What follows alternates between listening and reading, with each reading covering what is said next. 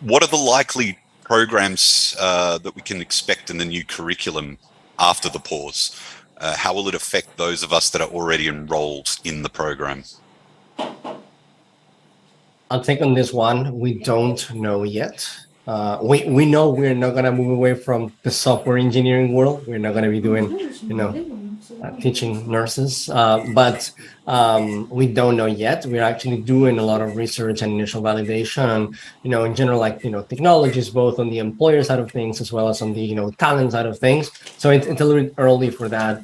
We are, for the most part, focusing more on how do we want to redesign the learning model so that we get more of those magical moments and less of the frustrating moments and less so on the specific technology.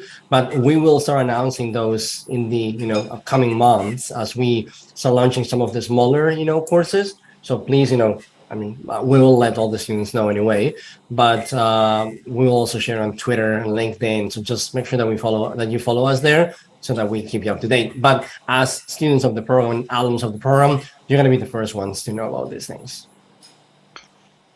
And Ariel, this next question, I know you're a huge fan, so let's keep it short. But would Microverse integrate AI into the curriculum? There are some lessons already about AI. And as I said before, I think it's important that every developer knows how to leverage these tools to do a great job. If you're not actively learning to do those things, you're missing out on a lot of benefits. But please pay attention to the curriculum we have, where we tell you how to use it smartly and when not to use it. Plus, we are considering launching AI specific, courses as part of these new smaller courses that we are, going to be designing. We don't have a specific one or a date for that yet. And Juan, for CTO, wants to add something more to that.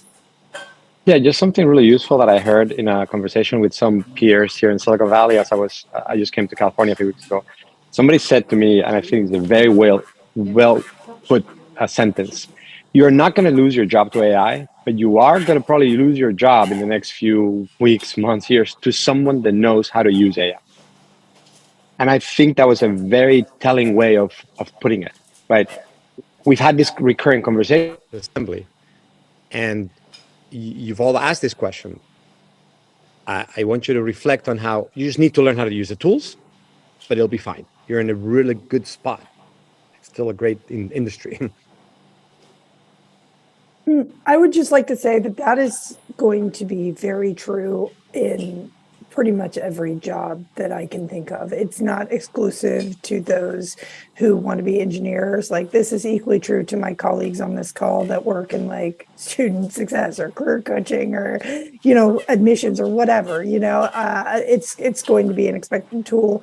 And I'd also just like to say there's a massive distance between knowing how to utilize AI in your job in a successful way that promotes faster, better, more efficient work, and knowing how to open one of these tools and ask it for something and then copy and paste whatever it gives you. We are already seeing students send things into SES that they clearly asked ChatGPT to write for them. We get the same message over and over and over again. And let me be clear, if you're doing that in your job search, then you're just choosing not to get a job.